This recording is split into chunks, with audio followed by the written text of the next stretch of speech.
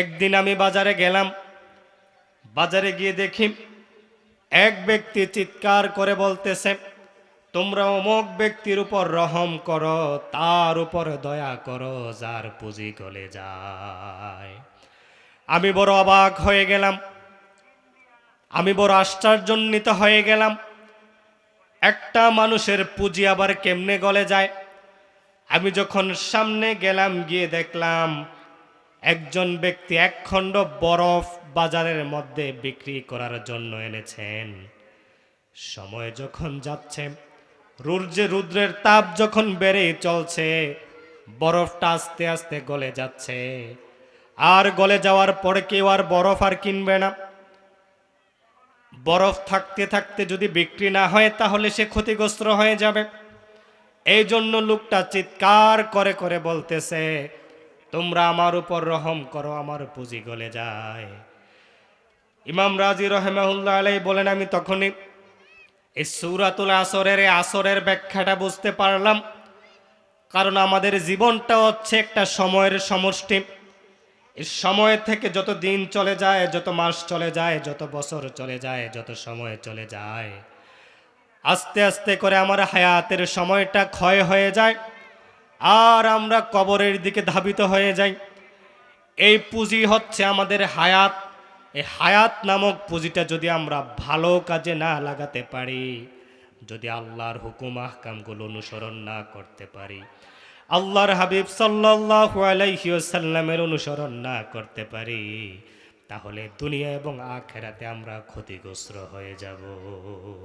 আজকে আমি আপনাদের সামনে আলোচনা করব কোরআন আল কারীমের 104 নম্বর সূরা। বলেন তো সূরাটার নাম কি? সূরাতুল আসর। এই সূরাতুল আসর নিয়ে কিছু কথা বলবো আপনাদের সামনে, বলি এই সূরার মধ্যে আয়াত আছে 3টি, রুকু আছে 1টি। এই সূরাটি সম্পর্কে ইমাম শাফি রাহিমাহুল্লাহ আলাইহি বলেন, লাউ তাদাব্বারান নাস হাযিহি সূরাহ লাউ সিআতহুম। যদি কোনো ব্যক্তি এই কোরআন আল কারীমের এই ছোট্ট সূরাটি খুব ভালোভাবে বুঝে, হৃদয়ঙ্গম করে, গবেষণা করে, তাহলে তার হেদায়েতের জন্য এই ছোট্ট সূরাটাই যথেষ্ট হয়ে যাবে। পড়ি সুবহানাল্লাহ। এবং এই সূরাটির এত মূল্য, এই সূরাটি এত দামি। রাসূল করিম সাল্লাল্লাহু আলাইহি ওয়াসাল্লামের 2জন সাহাবী ছিলেন।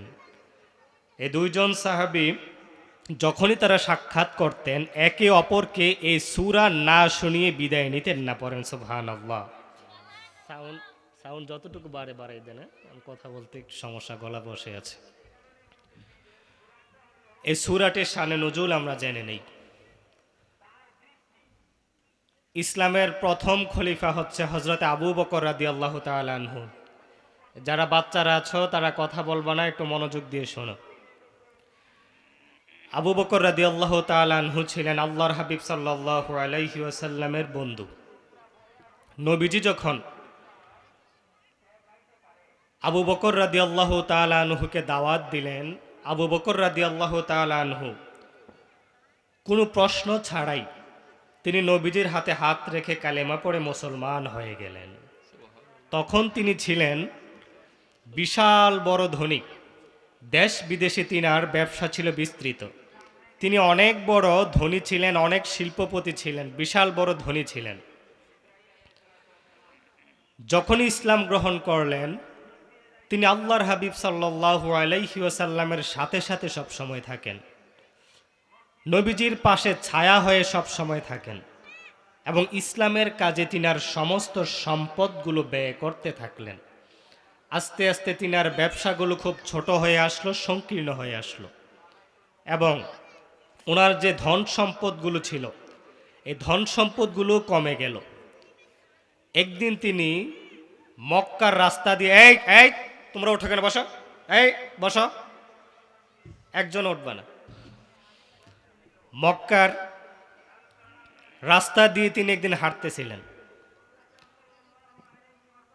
তখন তিনার একজন বন্ধুর সাথে দেখা হয়ে গেল। ওই বন্ধু তিনার সাথে আগে ব্যবসা করতেন। সাইয়েদনা আবু বকর রাদিয়াল্লাহু তাআলা আনহু রাস্তা দিয়ে যখন যাচ্ছেন, ওই বন্ধুর সাথে দেখা হয়ে গেল।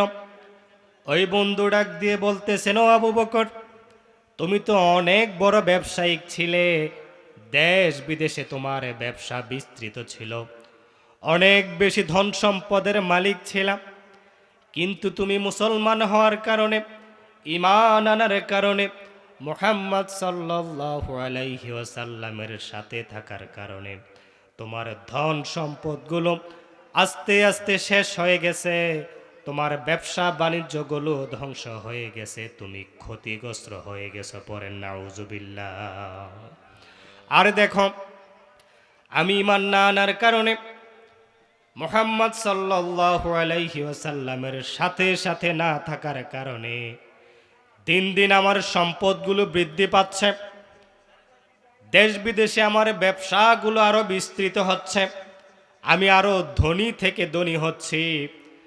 যখন সেই বয়ান দিয়ে চলে গেল, তখন আল্লাহ রাব্বুল আলামিন এই সূরাতুল আসর নাজিল করে জানিয়ে দিলেন, ও দুনিয়াবাসী, আসলে কে সফল কে বিফল, খুব বেশি টাকা, ধন সম্পদ, পদ পদবীর অধিকারী হলেই সফল, নাকি না অন্য কিছু থাকলে সফল, সেটা আল্লাহ রাব্বুল আলামিন জানিয়ে দিলেন। সবাই আমার সাথে পড়েন, আউযু বিল্লাহি মিনাশ শাইতানির রাজিম, বিসমিল্লাহির রহমানির রহিম, ওয়াল আসরি ইন্নাল ইনসানা লাফি খুসর ইল্লাল্লাযীনা আমানু ওয়া আমিলুস সালিহাতি ওয়া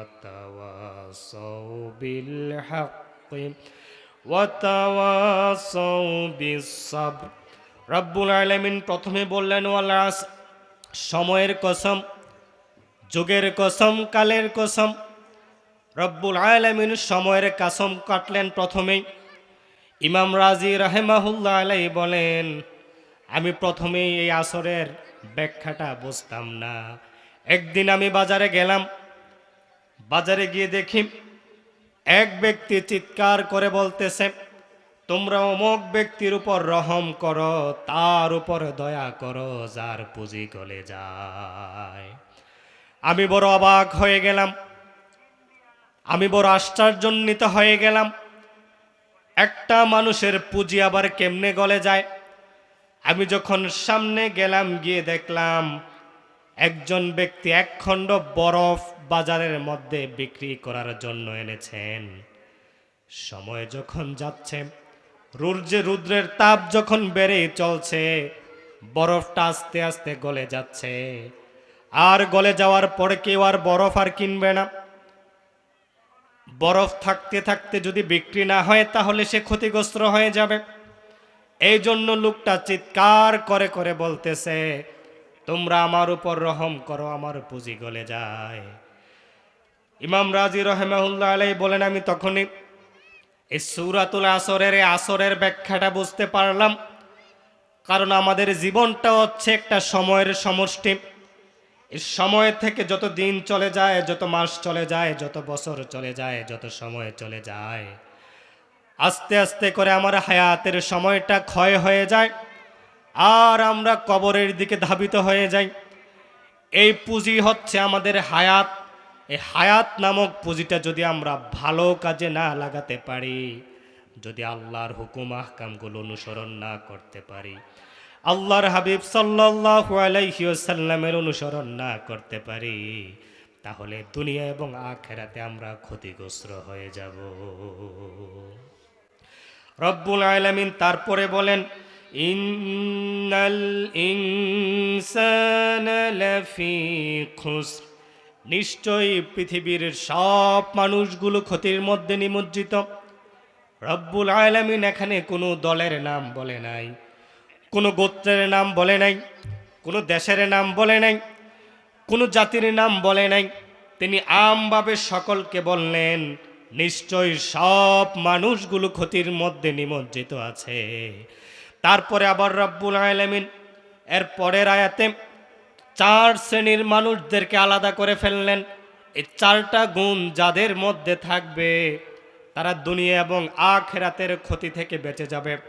আর এই চারটা গুণ যাদের মধ্যে না থাকবে, সে দুনিয়াতে যত বড় সম্পদশালী হোক না কেন, দুনিয়াতে যত সম্মানের অধিকারী হোক না কেন, দুনিয়াতে যত পদ পদবীর অধিকারী হোক না কেন, যত বড় শিল্পপতি হোক না কেন, যদি এই চারটা গুণ তার ভেতরে না থাকে, তাহলে সে দুনিয়া এবং আখিরাতে ক্ষতিগ্রস্তদের অন্তর্ভুক্ত হয়ে যাবে। প্রথম নাম্বার গুণ হচ্ছে আল্লাযীনা আমানু, যারা ঈমান আনে। বলেন কি আনে? জোরে বাচ্চারা কি আনে? আমরা কি ঈমানদার কিনা? কারা কারা ঈমানদার হাত তুলেন দেখি। মাশাআল্লাহ, হাত নামান। তাহলে আমরা ঈমান এনেছি কার উপর? রাব্বুল আলামিন বলেন, ইন্নামাল মুমিনুনা আল্লাযীনা আমানু বিল্লাহি ওয়া রাসূলিহি সুম্মা লাম ইয়ারতাবু।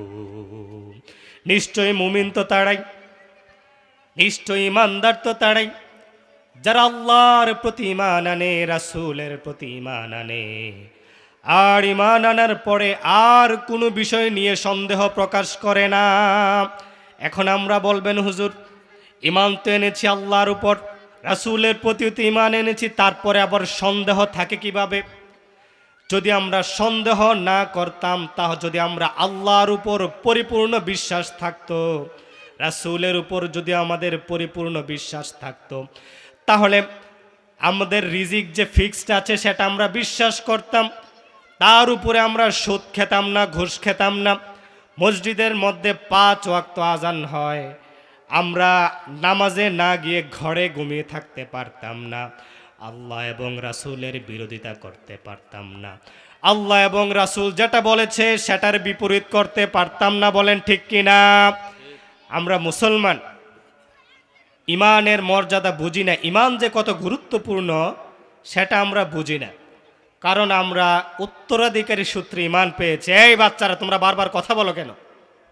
কেউ কথা বলবে না।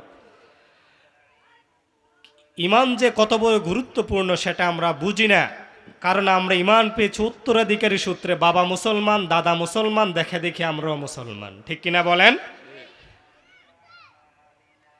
রাস্তায় একটা 500 টাকার নোট পড়ে আছে, এক যুবক যাচ্ছে, দেখে তার সামনে 500 টাকা নোট পড়ে আছে, এদিকে সেদিকে তাকায়, দেখে কেউ নাই, বিসমিল্লাহ বলে টাকাটা নিয়ে পকেটে ঢুকাই ফেলছে। বাজারে গেছে, 300 টাকার এমবি পুরাইছে মোবাইলে, 100 টাকা দিয়ে যা ইচ্ছা খাইছে, 150 টাকার বিড়ি কিনে উড়াই দিছে।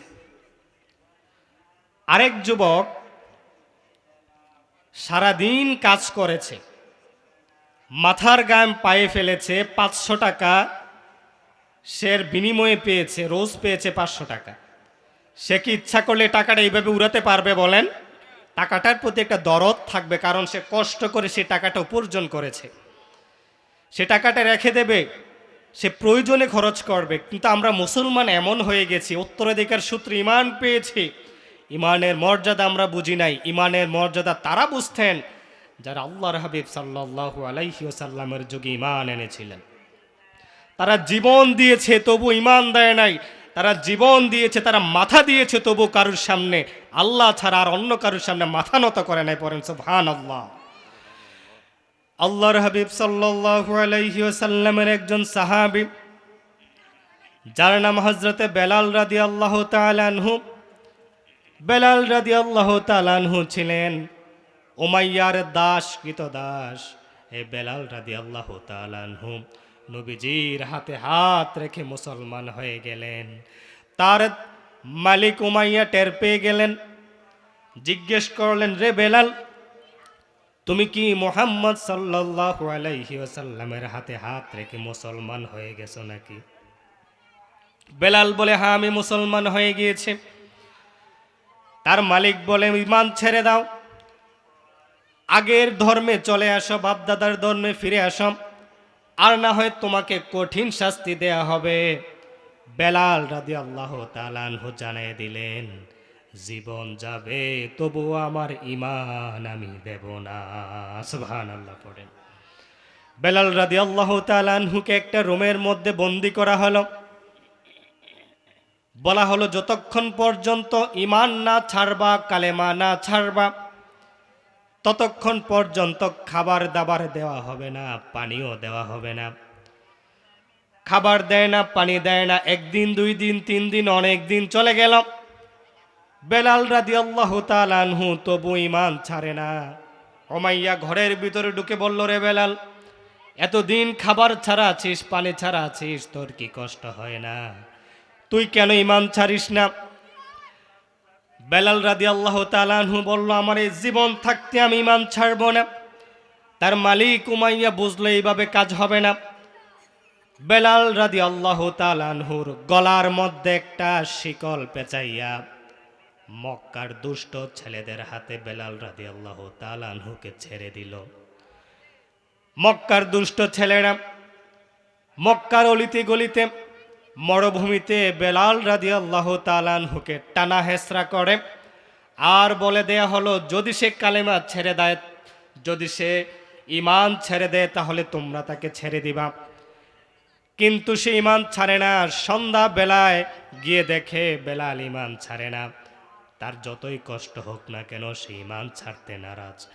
এরপর দিন দুপুর বেলা করা রোদের মধ্যে বেলাল রাদিয়াল্লাহু তাআলা আনহুকে নিয়ে উমাইয়া একটা পাগলা ওটের পায়ের মধ্যে রশি বেঁধে, বেলাল রাদিয়াল্লাহু তাআলা আনহুর পায়ের মধ্যে রশি বেঁধে মরুভূমির মধ্যে ছেড়ে দিলেন। যারা সৌদি আরবে ছিলেন তারা জানেন মরুভূমির কি প্রখর রোদ, পা ফেলা যায় না, পা ঠসকা পড়ে যায়, চলে যায়। বেলাল রাদিয়াল্লাহু তাআলা আনহুকে খালি গায়ে করে মরুভূমির তপ্ত বালিতে ছেড়ে দেয়া হলো, উটের পায়ে রশি লাগিয়ে। উট দৌড়ায়, বেলাল রাদিয়াল্লাহু তাআলা আনহুর পাথরের সাথে, বালির সাথে ঘষা লেগে, মরুভূমির ক্র্যাকটাস লতা পাতার সাথে ঘষা লেগে লেগে সাইয়েদেনা বেলাল রাদিয়াল্লাহু তাআলা আনহুর দেহটা ছিঁড়ে একেবারে কেটে রক্তাক্ত হয়ে যায়। একটু পরে উমাইয়া গিয়ে বেলাল রাদিয়াল্লাহু তাআলা আনহুকে জিজ্ঞাসা করে, রে বেলাল, এখনো সময় আছে, কালেমা ছেড়ে দাও, ইসলাম ছেড়ে দাও, আমরাও তোমাকে ছেড়ে দেব। বেলাল রাদিয়াল্লাহু তাআলা আনহু তার শাহাদাত আঙ্গুলটা আসমানের দিকে উঠাইয়া বলে, লা ইলাহা ইল্লাল্লাহু মুহাম্মাদুর রাসূলুল্লাহ সাল্লাল্লাহু আলাইহি ওয়াসাল্লাম। উমাইয়া দেখলো এইভাবে কাজ হবে না। মরুভূমির গরম বালির মধ্যে বেলাল রাদিয়াল্লাহু তাআলা আনহুর জামা কাপড়গুলো খুলে শোয়ায় দেয়া হলো, আর বড় একটা ভারী একটা পাথর এনে বেলাল রাদিয়াল্লাহু তাআলা আনহুর বুকের মধ্যে চাপা দিয়ে দেয়া হলো।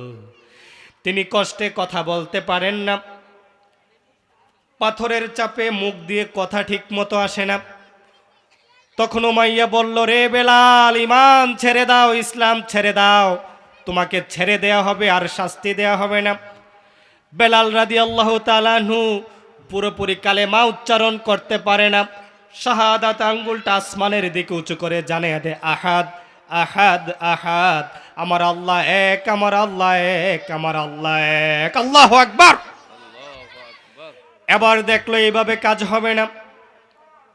বেলাল রাদিয়াল্লাহু তাআলা আনহুকে আরো শক্ত করে ধরলেন, জিহ্বাটা টান মেরে ধরলেন, জিহ্বাটা টান মেরে ধরে বের করে ফেললেন। বাবলা গাছের কাটা জিহ্বার মধ্যে বসাইয়া দিলেন, ফিনকি দিয়ে রক্তগুলো পড়তে থাকলো। বেলাল রাদিয়াল্লাহু তাআলা আনহুকে বলা হলো, রে বেলাল, ঈমান ছেড়ে দাও, ইসলাম ছেড়ে দাও, আর না হয় তোমার উপরে আরো কঠিন শাস্তি আসবে। বুকের উপরে কঠিন পাথর চাপা দেয়া, বড় পাথর চাপা দেয়া, এইদিকে জিহ্বার মধ্যে কাটা, রক্তগুলো ফিনকি দিয়ে জিহ্বা থেকে পড়ছে। বেলাল রাদিয়াল্লাহু তাআলা আনহু ঠিক মতো কথা বলতে পারে না। শাহাদাত আঙ্গুলটা আসমানের দিকে উঠাইয়া ইশারা দিয়ে জানাইয়া দেয়, রে উমাইয়া, যতদিন এই দেহে প্রাণ আছে, এই দেহে যদি এক ফোঁটা রক্তবিন্দু থাকে, তবু আমি ইসলাম থেকে, ঈমান থেকে দূরে যাব না। সুবহানাল্লাহ পড়েন, আল্লাহু আকবার। কি ছিল তাদের ঈমান, কি ছিল তাদের ঈমান! অথচ আমরা মুসলমান, এই ঈমান পাওয়ার পর ঈমানের মূল্য বুঝি না আমরা। এই মাথা দরকার ছিল আল্লাহ ছাড়া অন্য কারোর কাছে নোয়ানো যাবে না, কিন্তু এই মাথা আমরা যথায় তথায় নোয়া ফেলি, ঠিক কিনা বলেন? আমরা মাজারে গিয়ে সেজদা দেই, পীরের কাছে গিয়ে চাই, প্রিয় ভাইরা আমার, বুক ফেটে কষ্ট আসে, বুক ফেটে যায় কষ্টে। মুসলমান যেই জাতি আমরা শির দিতে শিখেছি, কল্লা দিতে শিখেছি, কিন্তু কল্লা আল্লাহ ছাড়া কারুর কাছে নোয়াতে শিখি নাই। কিন্তু আজকে সেই মুসলমান দেদারসে যেখানে সেখানে গিয়ে ঈমান বিক্রি করে দিচ্ছে।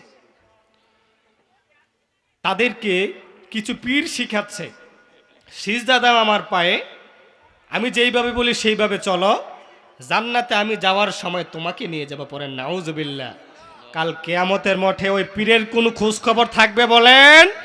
স্বয়ং আপনি যদি নবীর বাবাও হন, যদি আপনার ঈমান ঠিক না থাকে তাহলে পার পাওয়ার কোনো চান্স নাই।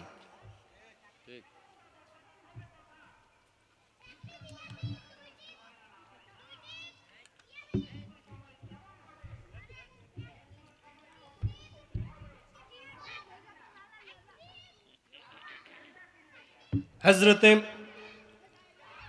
ইব্রাহিম আলাইহিস সালাম আল্লাহ রাব্বুল আলামিনের জলিল কদর নবী ছিলেন, যিনি খলিলুল্লাহ ছিলেন, আল্লাহর অন্তরঙ্গ বন্ধু ছিলেন। কাল কিয়ামতের মাঠে ইব্রাহিম আলাইহিস সালাম একটা জান্নাতে সিংহাসনের মধ্যে বসে থাকবেন, তার শরীরে থাকবে জান্নাতি পোশাক, তার মাথায় থাকবে জান্নাতি মুকুট, আশেপাশে ফেরেশতারা দাঁড়িয়ে থাকবে। এমন সময় তিনার বাবাকে জাহান্নামের শিকল গলায় এবং হাতে পায়ে লাগিয়ে টেনে হিসড়ে জাহান্নামের দিকে নিয়ে যাওয়া হবে। ইব্রাহিম আলাইহিস সালামের চেহারার দিকে তার বাবার নজর পড়ে যাবে, ফেল ফেল করে তাকিয়ে থাকবে আর বলবে, আহারে, আমার সন্তান কত শান শৌকতে আছে, আমার সন্তান কত সম্মানের সাথে আছে, কত আরামে আছে, আর আমি পিতা হয়ে আজকে দুর্দশার মধ্যে আছি। আমার হাতে পায়ে জাহান্নামের শিকল পরিয়ে টেনে হিসড়ে জাহান্নামের দিকে নিয়ে যাওয়া হয়। ইব্রাহিম আলাইহিস সালামের নজর পড়ে যাবে বাবার প্রতি। নজর পড়ে যাওয়ার সাথে সাথে ইব্রাহিম আলাইহিস সালাম ফেল ফেল করে তাকিয়ে থাকবে বাবার দিকে, বাবাও তাকিয়ে থাকবে ছেলের দিকে। ইব্রাহিম আলাইহিস সালাম বলবে, ও বাবা, দুনিয়া থাকতে কত বলেছে আল্লাহর প্রতি ঈমান আনো, আমার প্রতি ঈমান আনো, মূর্তি পূজা করো না, আল্লাহ ছাড়া কারোর কাছে মাথা নত করো না, কিন্তু তখন তো শোনো নাই, আমার কথা শোনো নাই, আল্লাহ ছাড়া তুমি আল্লাহর প্রতি ঈমান আনো নাই। এবার আজর তার বাবা চোখের পানিগুলো ছেড়ে দিয়ে বলবে, ও ইব্রাহিম, আমার কলিজার টুকরা সন্তান, আমি তোমাকে কথা দিলাম, আমি বুঝি নাই, ভুল করেছি, অন্যায় করেছি, কিন্তু আজকের দিনে আমি তোমাকে কথা দিলাম, আজ থেকে আমি আর তোমার কোনো কথার অবাধ্য হব না, আমি এখন কালিমা পড়ে মুসলমান হয়ে যাব। ইব্রাহিম আলাইহিস সালাম এবার আকাশের দিকে তাকিয়ে আল্লাহ রাব্বুল আলামিনের কাছে বলবেন, ইয়া রব্বি ইন্নাকা ওয়াদাতানি আল্লা তুখজিয়ানি ইয়াওমা ইয়াবআসুন।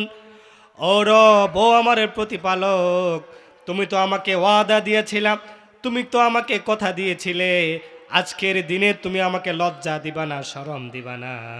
সুতরাং আমি তোমার কাছে ফরিয়াদ করি, আমি তোমার কাছে ফরিয়াদ করি, আজকের দিনে আমার বাবাকে জাহান্নাম থেকে জান্নাতে পৌঁছাইয়া দাও, জাহান্নাম থেকে বাঁচাইয়া দাও, জান্নাতি বানাইয়া দাও। আল্লাহ রাব্বুল আলামিন তখন ইব্রাহিম আলাইহিস সালামকে বলবেন, ও ইব্রাহিম, নিচের দিকে তাকাও। ইব্রাহিম আলাইহিস সালাম নিচের দিকে তাকাবেন, তাকিয়ে দেখবেন তার বাবাকে আর দেখা যায় না, বাবার বদলি দাঁড়িয়ে আছে একটা শূকর। ওই শূকরের হাতে পায়ে লোহার জিঞ্জির, গলার মধ্যে লোহার জিঞ্জির পরানো। আল্লাহ রাব্বুল আলামিন বুঝাইয়া দেয়, ও ইব্রাহিম, তোমার বাবা এতক্ষণ এই জায়গায় ছিল, যার কারণে দুনিয়াবাসীর কাছে তোমার লজ্জা ছিল, নবীর বাবা জাহান্নামে যায়, কিন্তু তোমার বাবার সুরত পরিবর্তন করে দিলাম, মানুষ থেকে শূকর বানাইয়া দিলাম, তোমাকে লজ্জা থেকে বাঁচিয়ে দিলাম, কেউ আর তোমাকে চিনবে না, কিন্তু তোমার বাবা ঈমান আনে নাই, এই কারণে আমি তাকে জাহান্নাম থেকে বাঁচাতে পারবো না। পড়েন নাউযুবিল্লাহ।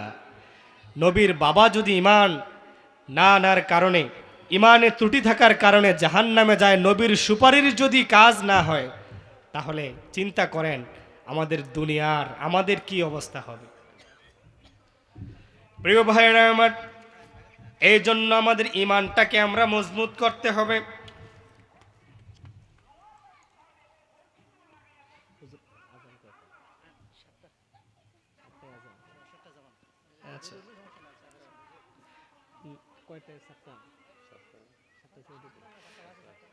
প্রিয় ভাইরা আমার, প্রিয় বাবারা আমার, ঈমানের এত দাম, ঈমানের এত মূল্য। এই ঈমান যদি না থাকে, আপনি যত বড় হন না কেন, যেই পীরের মুরিদ হন না কেন, আপনি জাহান্নাম থেকে বাঁচতে পারবেন না। রব্বুল আলামিন বলেন, ইন্নাল্লাযীনা ক্বালু রাব্বুনাল্লাহু সুম্মা ইসতাকামু তাতানাজ্জালু আলাইহিমুল মালাইকাতু আল্লা তাখাফু ওয়ালা তাহজানু ওয়া আবশিরু বিল জান্নাতিল্লাতী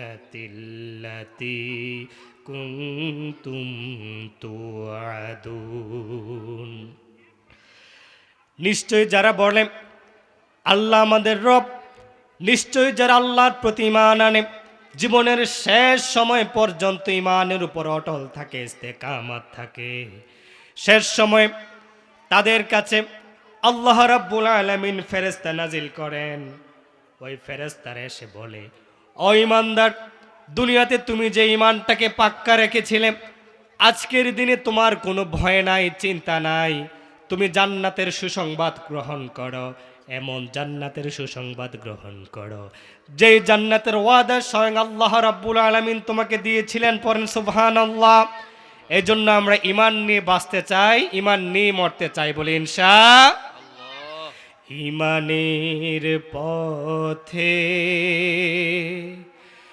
অবিচল থেকে আমার মরণ যেন হয়। ঈমানের পথে অবিচল থেকে আমার মরণ যেন হয়। তোমারি কাছে মিনতি আমার,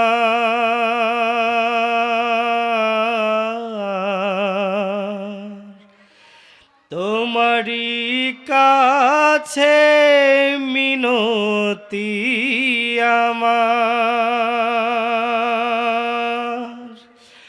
ও গো মহিম দয়াময়, ঈমানের পথে অবিচল থেকে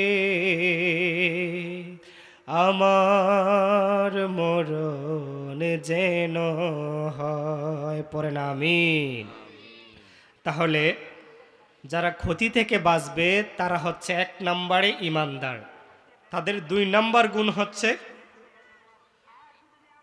ওয়া আমিলু সলিহাত, তারা নেক কাজ করবে, তারা সৎকর্ম করবে। ঈমানের পরেই সৎকর্মের স্থান। আল্লাহ রাব্বুল আলামিন বলেন, والذين آمنوا وعملوا الصالحات أولئك أصحاب الجنة هم فيها خالدون। এনেছে, ঈমান আনার পরে সৎকর্ম করেছে, নেক কাজ করেছে, তারা জান্নাতে থাকবে, এমন জান্নাতে থাকবে যে জান্নাত থেকে তারা আর কখনো বের হবে না। সুবহানাল্লাহ পড়েন। ঈমান হচ্ছে 1-এর মতো, নেক আমল হচ্ছে 0-এর মতো। ঈমান ঠিক আছে, ন্যাক আমল যোগ হবে। এক যদি ঠিক থাকে, 1 শূন্য দিলে 10, 2 শূন্য দিলে 100, 3 শূন্য দিলে 1000, এইভাবে সংখ্যা বাড়তেই থাকে। আর ইমান যদি না থাকে, আর একই যদি না থাকে, যতই শূন্য দেখ, এই শূন্যের কোনো দাম। এই জন্য ইমানটাকে আগে পাকাপুক্ত করতে হবে, তারপরে ন্যাক আমল করতে হবে। এখন ন্যাক আমল কি? ন্যাক আমল নামাজ, রোজা, হজ, জাকাত, আল্লাহর জিকির করা, রাসূলের দুরূদ পড়া, তাওবা ইস্তেগফার করা, মানুষের সাথে ভালো আচরণ করা। আল্লাহ রাব্বুল আলামিন যেইভাবে চলার জন্য বলেছেন, রাসূল সাল্লাল্লাহু আলাইহি ওয়াসাল্লাম যেইভাবে চলার জন্য আমাদেরকে নির্দেশ দিয়েছেন, আমরা সেইভাবে চলাচল করলেই নেক আমল হয়ে যাবে। পড়েন সুবহানাল্লাহ। কোনো নেক আমলকে ছোট বলে অবজ্ঞা করতে নেই, আবার কোনো গুনাহকে ছোট বলে সেই গুনাহ করতে নেই। নেক আমল সেটা ছোট হোক বড় হোক আমরা ছেড়ে দেব না, কারণ বলা যায় না আল্লাহ রাব্বুল আলামিন কোন আমল দ্বারা আমাকে আপনাকে জান্নাত দিয়ে দেবেন। বলেন সুবহানাল্লাহ। এক খারাপ মহিলা, পতিতালয়ের এক বেশ্যা মহিলা, মরুভূমির মাঝখান দিয়ে যাচ্ছেন। রাস্তার মধ্যে দেখলেন একটা পিপাসার্ত কুকুর পড়ে আছে, জীবনটা যায় যায় অবস্থা। মনে হয় যেন একটু পানি দিলে বাঁচবে, আর না হয় এই মুহূর্তেই সে পিপাসার কারণে মারা যাবে। মরুভূমি, কোথাও পানি নাই। ওই মহিলা খুঁজতে খুঁজতে খুঁজতে খুঁজতে দেখলেন মরুভূমির একটু দূরে একটা কূপ দেখা যায়। সে চলে গেলেন ওই কূপের কাছে, গিয়ে দেখলেন কূপের পানিটা অনেক নিচে, কিন্তু পানি কিভাবে উঠাবেন, বালতি তো নাই। পায়ে ছিল চামড়ার মৌজা, চামড়ার মৌজা খুললেন। খোলার পরে যে ওড়নাটা ছিল, ওই ওড়নার সাথে ওই মৌজাকে বাঁধলেন, বেঁধে কূপের নিচে ফালালেন, পানি তুললেন। পানি তুলে এনে ওই কুকুরকে খাওয়ালেন। ওই কুকুরের তৃষ্ণা নিবারণ হলো, কুকুর সুস্থ হয়ে গেল। মদিনাওয়ালা নবী ঘোষণা দেয়, ওই মহিলা ওই কুকুরকে পানি খাওয়ার কারণে, আল্লাহর ওই ছোট্ট জীবটাকে, মাখলুকটাকে সাহায্য করার কারণে আল্লাহ রাব্বুল আলামিন তার জিন্দেগির গুনাহগুলো মাফ করে দিয়ে তাকে জান্নাতি নারী হিসেবে কবুল করে নিয়েছেন। পড়েন সুবহানাল্লাহ। তাহলে নেক আমল যত ছোট হোক আমরা ছেড়ে দেব না। আমরা তো রাস্তাঘাটে কুকুর বিড়াল দেখলে দুষ্টামি করে একটা ইটা মারা দেয়, এগুলো করব না। প্রিয় ভাইরা আমার, আবার গুনাহ যতই ছোট হোক না কেন, ছোট ভেবে আবার গুনাহ করবো না যে এত ছোট গুনাহ, আল্লাহ তো চাইলেই এই গুনাহ তো আল্লাহ ধরবে না, এই বলে আমরা এই ছোট গুনাহ করব না। কারণ বলা যায় না ছোট্ট একটা গুনার কারণেও আপনি জাহান্নামী হয়ে যেতে পারেন। আরেক হাদিসে এসেছে, এক মহিলা, ভালো মহিলা, নেককার মহিলা, এক বিড়ালকে ঘরের মধ্যে আটকিয়ে রেখে কষ্ট দিয়েছিল, খাবার দেয় নাই, পানি দেয় নাই। ওই বিড়ালটা ক্ষুধার জ্বালায় মৃত্যুবরণ করেছিল। তারপরে মদিনাওয়ালা নবী তাকে জাহান্নামী মহিলা হিসেবে গ্যারান্টি দিয়েছেন। পড়েন নাউজুবিল্লাহ। এই জন্য নেক আমল যতই ছোট হোক না কেন, ছোট নেক আমল ভেবে অবজ্ঞা করে আমরা নেক আমল ছাড়বো না, সব নেক আমল করব। দুনিয়াতে যত ভালো কাজ আছে সব ভালো কাজ আমরা করার চেষ্টা করব। যত গুনাহ আছে ওই গুনাহগুলো আমরা ছেড়ে দেব বলে ইনশাআল্লাহ। তাহলে যারা ক্ষতি থেকে বাঁচবে, 1 নাম্বার তারা হচ্ছে ইমানদার, 2 নাম্বার তারা হচ্ছে নেক, যারা নেক কাজ করে, সৎকর্ম করে, 3 নাম্বার হচ্ছে ওয়াতাওয়াসাউ বিল হক, যারা হকের দাওয়াত দেয়। বলেন কিসের দাওয়াত দেয়? যারা হকের দাওয়াত দেয়, ভালো কাজের দাওয়াত দেয়, মন্দ কাজ থেকে মানুষকে বিরত রাখার জন্য বলে। রব্বুল আলামিন বলেন, কুনতুম খায়রা উম্মাতিন উখরিজাত লিন-নাসি তা'মুরুনা বিল মা'রুফি ওয়া তানহাউনা আনিল মুনকার।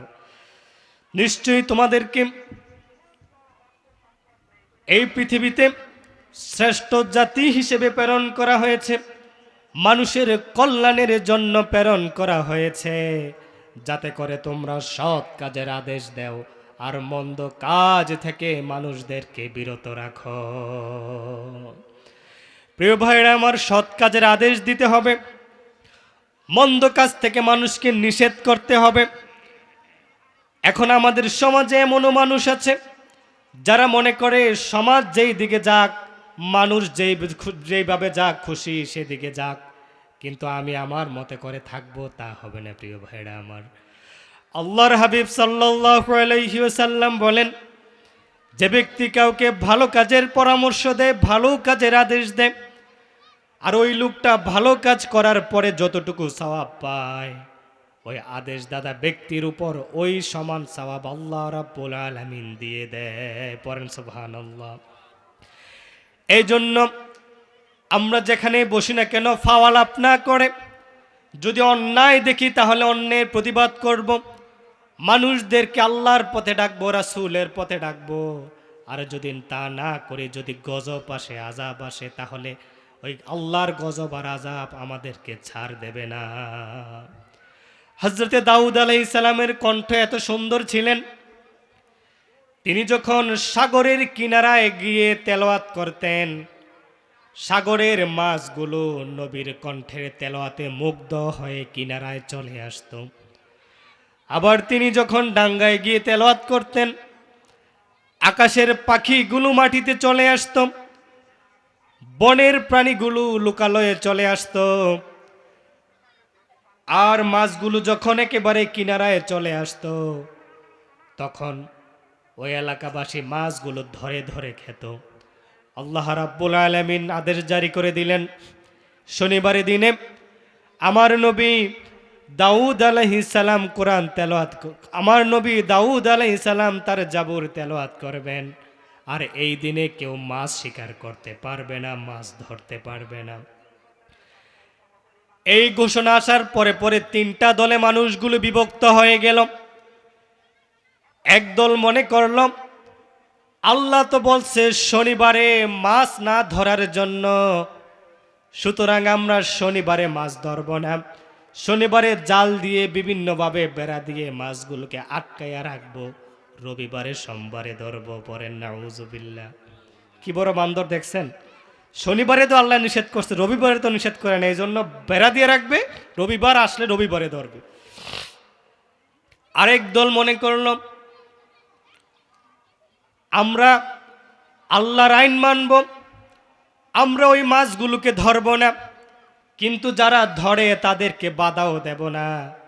তারা তাদের দলে থাকলো। 3 নাম্বার আরেকটা দল হয়ে গেল। তারা মনে করল, আমরা নিজেরাও আল্লাহর আইন মানব, আমরা নিজেরাও মাছ ধরব না, আবার যারা ধরে তাদেরকেও বাধা দেব। যারা আল্লাহর আইনকে অমান্য করে তাদেরকে আমরা বুঝিয়ে বলবো তারা যেন আল্লাহর আইন অমান্য না করে। এই যে অন্যায় করতেছে, এই অন্যায়ের প্রতিবাদ আমরা করব। যখন এই 3টা দল হয়ে গেল, কিছুদিন পরে আল্লাহ রাব্বুল আলামিনের পক্ষ থেকে আযাব আসলো। দেখা গেল 2 শ্রেণীর মানুষ, প্রায় 70,000 দাউদ আলাইহিস সালামের উম্মত বানরে পরিণত হয়ে গেল। এক শ্রেণী হচ্ছে যারা ওই যে বেড়া দিয়ে মাছগুলোকে ধরতো তারা,